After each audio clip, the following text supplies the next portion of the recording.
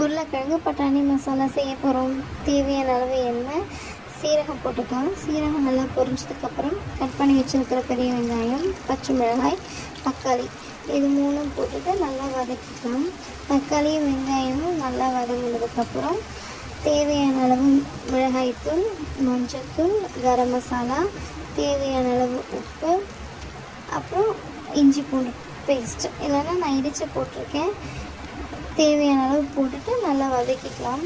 இந்த இஞ்சி பூண்டோட பச்சை வாசனை போகிற வரைக்கும் நல்லா வதங்கினதுக்கப்புறம் ஒரு ஒரு 10 போல் அல்லது ஒரு 5-6 போல் அந்த புதினா இலையை வந்து கட் பண்ணி போட்டுக்கலாம். நம்ம முழுசாக போட்டுக்கலாம். அது ஒரு ஃப்ளேவருக்காக நல்லாயிருக்கும். அது போட்டதுக்கப்புறம் வேக வச்சுருக்கிற உருளைக்கிழங்கு, வேக வச்சுருக்கிற பச்சை பட்டாணி எல்லாம் நல்லா சேர்த்துனதுக்கப்புறம் நல்லா கிளறி விட்டுக்கலாம். ஒரு 5 நிமிஷம் நல்லா சிம்லேயே இருக்கட்டும், இல்லைன்னா அடி பிடிச்சிடும். நல்லா கிளறிக்கலாம். கிளறினதுக்கப்புறம்